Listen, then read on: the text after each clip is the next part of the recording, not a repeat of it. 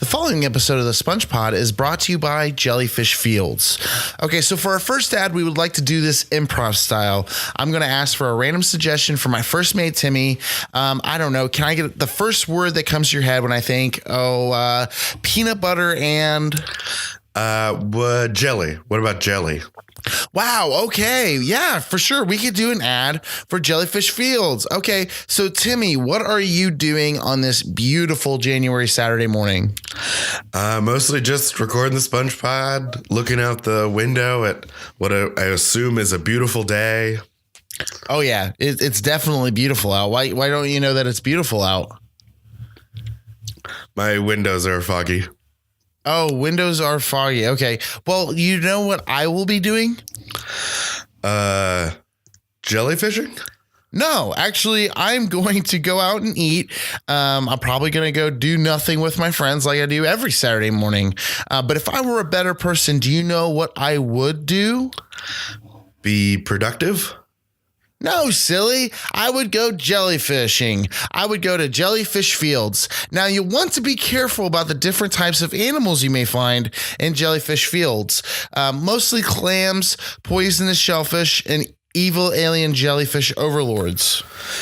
Yeah, that sounds kind of dangerous. But fun. Yeah, it can be dangerous. It can be dangerous. They do have ointments for those evil alien jellyfish overlords. They have that at every CVS. Just so you know, you don't necessarily have to die from the evil alien. It's good to know that there are ointments for it, you know? Agreed. Yeah. So go to Jellyfish Fields and satisfy all of those jellyfish needs. Oh!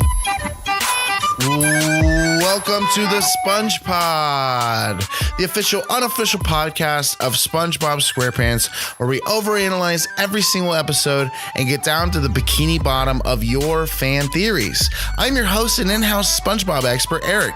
Are you ready, Tim? Aye, Captain. Oh, Tim, you sound kind of sick. Are you doing all right? Oh, yeah, I'm okay. I'm just... feeling a little under the weather because it's January and I all am that. I am too. That's why I'm happy that we're doing the SpongePod on Saturdays now. I hope you are excited to listen to this episode. We are doing jellyfishing today. It's just, I think the point of what I'm trying to say is like, I'm happy that now we get to do it on Saturdays instead of Mondays. And, we kind of get this good morning to relax, watch some Saturday morning cartoons, and kind of enjoy ourselves. I mean, what do you think, Tim? Yeah, definitely. I think Saturday kind of fits in more with the theme of the old podcast. So yeah, do you watch a lot of Saturday morning cartoons? I don't. Not typically. Not typically. Is it not the normal 26-year-old white guy in Indiana type thing to do? I think it is. Okay. I might make that a New Year's resolution this year. Watch more Saturday morning cartoons. We're already a whole month into the new year, so you're kind of late. You might want to just hold on to that New Year's resolution until next year, when you can actually do it all year. Because why would you do something in January to fix yourself if you didn't already think of it in December, right? Yeah, exactly. There's no point. Yeah. If you can't post it on Facebook and say, hey, this is what I'm doing this year, I'm not going to post a follow-up to say if I ever ended up doing it. Right. But this is what I strive to do in 2018 or 2018 if we're going to have a great 2018. Anyway, so let's get into the episode. I'm so happy you're here with us.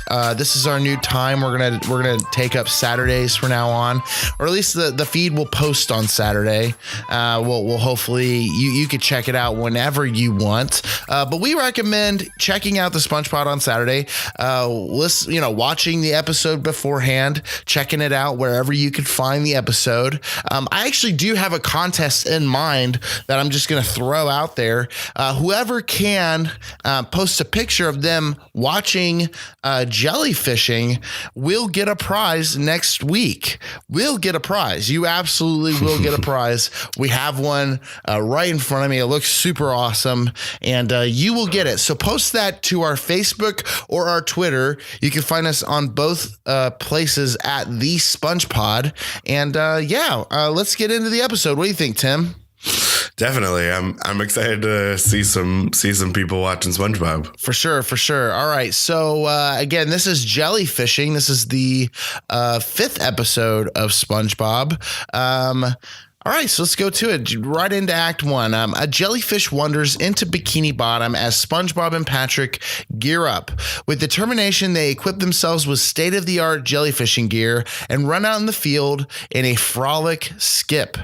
Squidward belittles the two after they request him to join their jellyfish group, and Squidward continues along his bike path, laughing continuously at the sick burn he had on our heroes, SpongeBob and Patrick. Then, out of nowhere, a jellyfish flies right into his mouth. After the old jelly stings the squid up and down his belly, Squidward falls down a canyon and has a nuclear-sized explosion.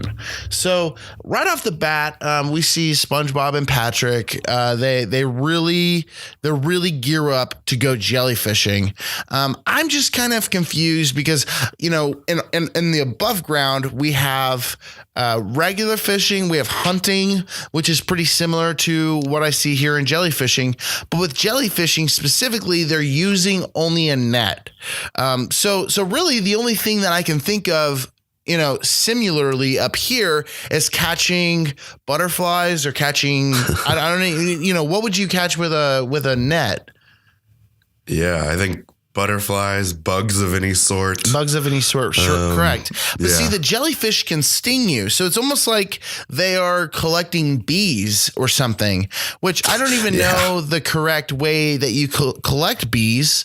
A lot of times when you see an expert with bees, they have this like really intense beehive, but specifically like, you know, I think later on we learn that jellyfish do create jelly.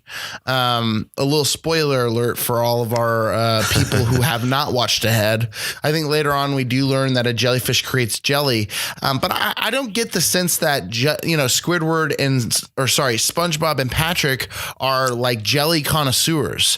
You know, I don't think that they have this like jelly operation in their backyard that like this home style jelly. You know what I mean? I think they're doing this out of pure enjoyment, but truly, like when people hunt, you know, they hunt deer or they hunt fish. Like deer and fish, they don't really serve as a lethal, danger to humans. But jellyfish, they sting the crap out of you. So I'm just kind of confused why someone would jellyfish. What do you think, Tim? Yeah, I mean, I guess I can see the appeal of jellyfishing, but I do think the method should maybe be a little different. Like, so you're saying you say the appeal as a sport, right? Like as a fun time? Yeah, I think so. But that's the thing is like, if you've got a net, right? Like you're trying to catch it with the net, constantly you see the jellyfish just like floating in the net.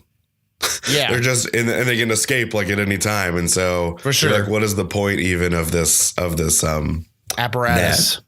Yeah. What's the point of like the structure that they're trying to use? Because it seems like the last time they did this sort of like, and later on the episode, we'll see them do like perform a little dance, like that they're good at this. The last time they did that, there was a whole lot of like ideas around it. Like they created like the Taj Mahal and elephants with the bubbles. You know what I mean? Oh yeah. So like they were incredibly successful when they had structuralized like such a dance to do a certain activity. It's just kind of confusing to me. I don't mean to talk for 15 minutes about the merits of jellyfishing, but it's just deeply confusing to me why someone would jellyfish. When the jellyfish is just going to sting you, and you haven't particularly proven that you're as good with jelly, if that makes sense. But yeah, so did you find any fan theories about this episode, Tim?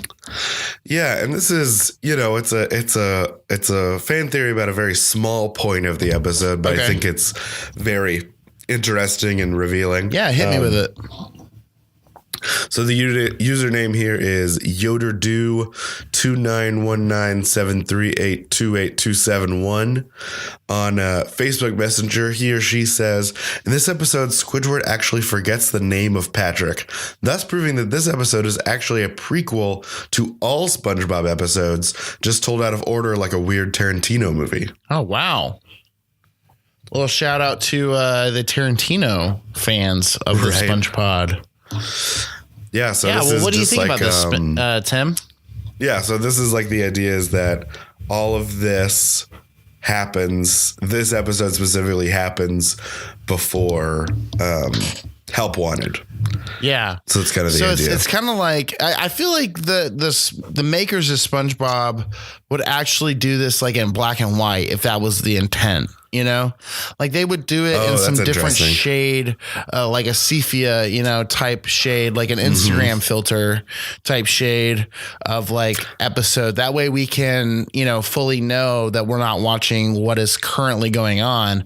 We're watching something of either the past or the future. So that's kind of why I don't necessarily agree with this. But it does make sense that, Squidward does kind of forget the name of his neighbor. Right. But, do you think that might be because Squidward is just so out of touch, or do you think that might be because Patrick just spends a majority of his life sleeping under a rock?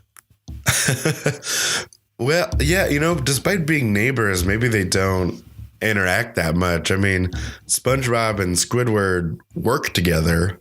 True. Right. So they'd see each other, 5 days a week, maybe.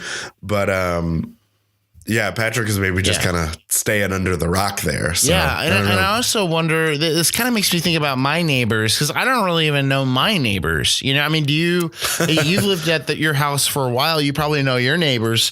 But I live in an apartment that I just moved in about 8 months ago. And I know one of my neighbors is really nice. But the other people, I just hear them yelling at each other from the other side of the wall. Right. Like, that's my pure relationship with that neighbor. So, I mean, this here, I got a challenge for you people. If you feel like you don't know your neighbor, a great conversation starter just to kind of get to know your neighbor, get to know the community that you live in, might be just go to your next door neighbor and ask them what their favorite episode of SpongeBob is. And you guys will just laugh and laugh for days. And you can show them the SpongePod and how we're going to help everyone to better understand SpongeBob SquarePants. Check us out on Twitter and Facebook. I cannot plug us enough in this episode. No. Yeah. So let's just jump right into the second act. SpongeBob and Patrick notice the stingy squid rolling down the street, and they assemble to take care of him, providing him with his best day ever. After unsuccessfully providing him with soup or a musical act, they decide to take Squidward jellyfishing with them. So right off the bat, I think I question what exactly is Squidward's prognosis. I actually don't know how to say that word. So hopefully I will learn in the middle of this episode, and you guys can finally hear this word correctly. But Tim, so he comes home. He's got an electric wheelchair, which are usually pretty expensive just to buy kind of on a temporary type basis. And that's kind of part of my question is he has this like electric wheelchair, and usually you buy that if this is like a really long-term injury, but he rolls right home with it, and he has casts on every orifice of his body except for his eyes. So and also it kind of shows a little bit later on that he can move a little bit of those casts. I mean, what do you think his prognosis is? I mean, obviously he fell down a canyon, and there was a nuclear size explosion, which kind of also brings up a lot of questions, like what exactly was on his bike to merit such an explosion? Oh my gosh, that fan theory that you brought up in our teaser about how Bikini Bottom is a nuclear war grounds. Maybe he landed on one of the bombs that did not explode. Exactly. I mean, what do you think about that, Tim? Just landed on it. That would bring more merit to the theory that this is a before Help Wanted episode. That like this created it all into, put this all into existence. you know? That's an interesting idea.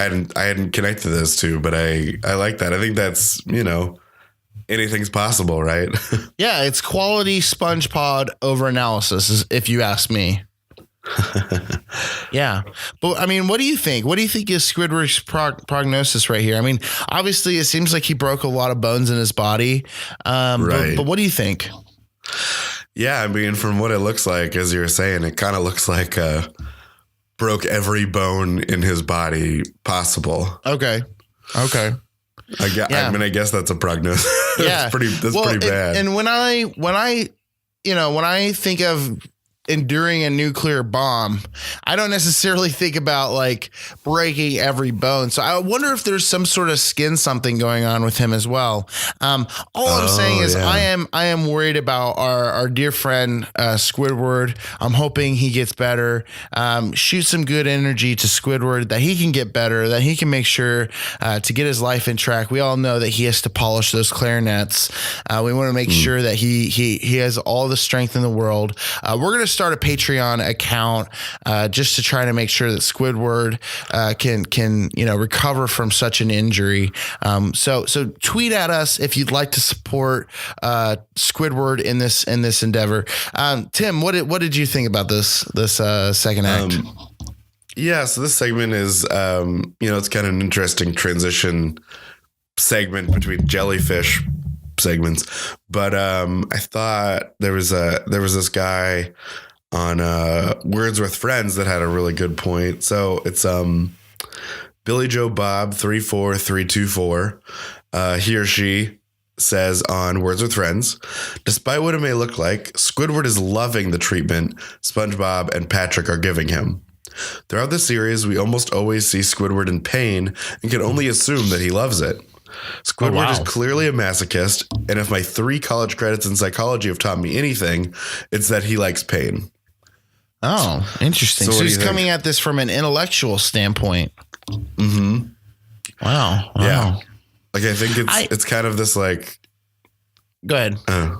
He looks like he's in pain. His face looks like he's in pain, and he's not enjoying the soup or the clarinet, but actually he's like really loving, he's loving the pain. Or like the anguish, like the anger that he has is actually his form of pleasure, because every single episode, I mean, I kind of agree. Every single episode, like Squidward kind of is, he never kind of rounds out as a character. He's almost always like the one who is the bummer. He's either the bummer of the group, or he is like the person who is happy that everyone is in pain. You know what I mean? Yeah. It's almost like I think of Squidward as like the guy who gets like heartburn off of eating like nothing, like cereal, but like his favorite type of food is like spicy food, It's like, I feel like I don't know someone until I hear if they like spicy food or not, because like liking spices on your food is one thing, but like liking food that is full on spicy, just ripping your mouth a new one. I mean, those are like truly masochistic people. I think. I mean, I know I'm coming at this from a non-SpongeBob perspective, but I might infer that like Squidward probably likes the spiciest, blazing hot wings at B-Dubs. I mean, do you like spicy food, Tim? It kind of depends. I do, but I'm also kind of a weenie. Yeah, so. I am completely. I just don't get the point of spicy food. I think, I when I eat food, I like to enjoy it. I like to, nibble on it and let its taste become enjoyed by me, Yeah. You guys just waited for a really profound statement while I was just struggling, but you got nothing. I'm sorry. All right, let's go right back into the third act. SpongeBob and Patrick again have the incredibly strategic and thoughtful dance towards properly catching a jellyfish. After being stung several times and getting Squidward stung, Squidward decides he's not going to take it on the chin. He chases after one of those jelly dudes, and after a chase scene that surely inspired the Fast and the Furious series, the king of all jellyfish shocks the squid into a crisp. When Squidward returns home the next day and more medical equipment, SpongeBob and Patrick give him a sincere apology. SpongeBob even gives him a gift of a jellyfish, but Squidward then just releases the jellyfish to attack SpongeBob and Patrick, and oh, it does.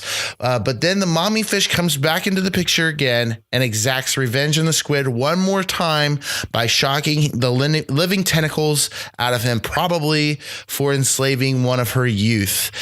Tim, did you find any fan theories on this at all? Yep, we got the first one right here. It's from the username Dogs Do Go to Heaven 738-2918-2736-1827-192. Popular name on Craigslist. Popular, screen name from Craigslist. He or she says, this episode is proof to us all that we cannot systematically enslave and remanufacture our animals. The world finds a way to fight back. As Jeff Goldblum most popularly said, life finds a way. Oh, I like that Goldblum-esque type pause you had there. That was really snappy. Ooh, that gives me the chills. Ooh, yeah. I think that's the only way to deliver that line. We might need to take a minute so that I can recover from the chills that I have going up and down my spine. Let me look around and make sure jellyfish isn't stinging me, but man, there's some shock going down my spine. Now I don't know if again, I'll be the one to, speculate. I'm not sure that the writers of SpongeBob were really coming out pro PETA in this episode. But surely I can agree with kind of what is being said here. I actually randomly considered going vegetarian on this basis as well. I know, Tim, you are part vegetarian, part vegan, more or less, right? For these kind of reasons, correct? Similarly, yeah. I mean, not jellyfish specifically, but yeah. Not jellyfish, yeah. You eat jellyfish. I eat jellyfish all the time. And you eat jelly a lot too. I do eat jelly. That's true. You do like the jelly, so you like the fruit of the jellyfish the jellyfish as well. But I kind of can agree with this. I do feel like it is kind of a weird place that we live in, that we kind of systematically, not to get too far into that topic, but that is kind of a difficult topic to get into. And I'm not sure that Jeff Goldblum is even the person who really wrote Life Finds a Way, and I'm not sure that Life Finds a Way actually was referring to the manufacturing of our produce. But surely I think this holds a little bit of weight. I mean, what do you think, Tim?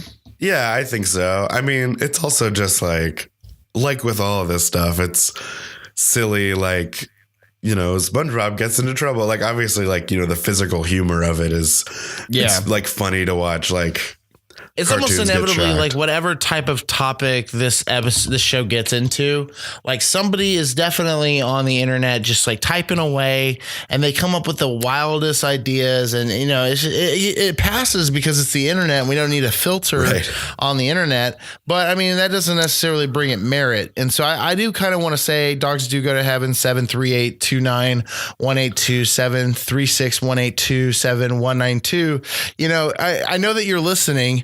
But I just want to say, I don't know that this necessarily fits, and maybe you should find a more productive route for some of these advocacy energies, rather than criticizing and posting fan theories to SpongeBob. Now, I'm not trying to deter our fans from posting more fan theories on SpongeBob. In fact, please email us with your fan theories at the SpongePod at gmail.com. We will do our best to mention you on the show and try to get your theory analyzed. But in general, if you are feeling like you can really change the world with your ideas, I'm not sure that Craigslist is the right place to post a fan theory about SpongeBob. I don't know if that's the right way to use that energy. But yeah, I mean, I think what I got away from this third act is what do you think is Squidward's updated prognosis? Because prognosis. Do you think that it is? So obviously in the first episode or the first the second act, technically. Squidward comes back. He's wearing full cast. He's in an electric wheelchair. He gets shocked by the mama squid. And then this last scene, kind of what I'm referring to, is he actually has come back. He's fully in a a mechanically moving bed. It's like this medical bed. He's got, a bag of an IV type bag, which we can get into in a minute. But he's got an IV bag. What is this prognosis? I mean, did they basically determine that like the shock, mixed with the nuclear warfare type injuries that he sustained in the first act? Do you think like he just can't lay down? Like he can't sit up anymore. He has to lay down. I mean, what do you think, Tim? Yeah. I mean, that's probably just the beginning of his problems. I do think it's interesting where in the first act he's covered in bandages, and then in this one he just looks like he's like encased in something. Like he almost looks like they a cast. They put him in one big cast instead of just bandages. Yeah. And what type of material is that cast? Because I remember when I had a cast for I broke my hand. When I had a cast, they told me I can't go swimming. So what is this cast made out of? You know what I mean? Yeah, exactly. Because if he can't even swim around in the water, what's the point, man? I don't get it. Yeah. Also, the random thing that we must note as well is that there is a green liquid in the bag that is over Squidward when he comes home. And when I think of IVs are see-through, right, by all means, they're not a certain color. I might say this, if there's a developer out there that wants to make an IV into whatever color you can pick, I'm certain that would be sold way more and would be really funny. Oh, why'd you pick the weird IV color? But kind of back to the episode, this just makes me feel weird that he has a green IV, and right in the first act, it's like there's a nuclear situation. Oh yeah, okay. So I'm wondering if among his doctor visits, the doctors realize this squid is actually now nuclear. He is now his body has adapted to nuclear regeneration type gene, and now we need to feed him nuclear stuff in order for him to live a normal or abnormal life. Maybe Squidward will, at some point turn into one of the X-Men. Yeah, that's just what I was thinking. That's interesting. Yeah, the green stuff is actually radiation or something of the sort. That's interesting. Or even Bane. You know how Bane yeah, exactly. in the live action film of Batman, Bane, it was Ivy, wasn't it? It was it was Ivy who started injecting Bane with this green liquid, and it made that guy go berserk. I mean, maybe that's why, Squidward has some really moody episodes to come. Maybe he, in this episode, which again, we're putting in the timeline before Help Wanted, maybe this is the beginning of a Squidward Bane type existence where he has to sustain himself with nuclear material. Yeah. This episode of the SpongePod is brought to you by Palace of Pranks. Now, Tim, can you tell me about one of your earliest childhood memories? Oh man, I don't know. I have really, really bad memories. Ooh, I just pranked you. How was that? How was that? You didn't see that coming at all. No, I didn't. I don't understand. What happened, Tim? Did you throw something? What happened? I didn't even see it because we're in an audio medium, so pranking someone over a podcast, especially over Google Hangout, which is where we're doing our podcast, is particularly difficult. So what happened, Tim? Did you freak out? Oh no, I was just mostly confused. Oh, no, that you were definitely way more than confused. You thought it was hilarious. You thought it was enlightening. You thought it was really fun. You were just really happy about the experience, weren't you, bud? Yeah. Oh, yeah. Good. Make sure to check out the Palace of Pranks for all your pranking needs. Now, Tim, do you like getting pranked? I can't say that I do. No. Okay. Yeah, because you just got pranked so hard and you're embarrassed, aren't you, bud? That is. Yeah, I'm really embarrassed. Yeah. I pranked you so good. I got that prank purely from the Palace of Pranks, where all of you guys can go prank your friends while you're recording a podcast in a purely audio medium. Go to Palace of Pranks for all of your pranking needs. And welcome back. Thank you for listening to those ads from our trusty advertisers.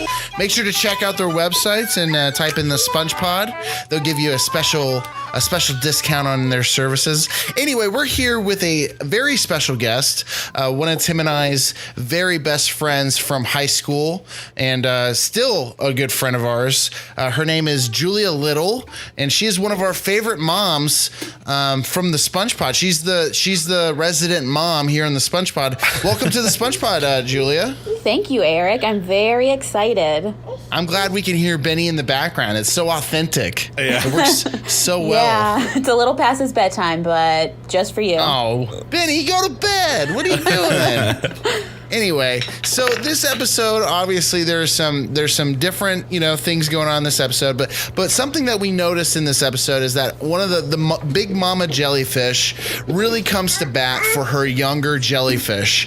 And it just kind of made me think, like, I'd really like to talk to a mom about this and see what those instincts kind of feel like, if that makes sense. So does this episode, like, bring up any motherly instincts to you? I mean, is there anything specifically that, like, when your kin is in, like, some sort of danger, and to clarify, you're a mother of a human and of a dog, correct? Correct. Very correct. Okay. So you've got a few influences here. I mean, is there ever a time when, like, they're in danger and your motherly instinct kicks in and you just got to kick some butt? Oh, yeah, constantly. Every day walking into the store, I can see every grocery cart headed our way. Oh, yeah. You just got to dodge it. You just got to dodge it. Is it like in slow motion? Is it like Tom Cruise, like Mission Impossible style? Is it just you're it's almost like how people listen to podcasts in time and a half speed. Like grocery shopping for you is like half speed. That is exactly correct. How it is? Yes. Okay. I figured. Anyway, if someone, here's my second written question. If someone were to lock your kin into a jar for a few nights, as we see in this episode, how hard would you shock them with your electric butt, your supposed electric butt? I would say a metric kilowatt times a million with my electric butt. Just I'm sorry, that's like too scientific, but a lot, I think. Just a lot. A lot, a general lot. Yes, would be the shock. Why is that? I mean, is this something that is there just a pain there, or what is it specifically? Imagine you have a third arm and it's your favorite arm now, and someone tries to chop it off. Dude, yeah, do like not the other do that. two, you're like, why are these other two arms here? I don't care about you. I care about just this one arm. Yes. Okay. Well, as a mom of both a child and a dog, do you support hunting as a measure to stop the overpopulation of deer?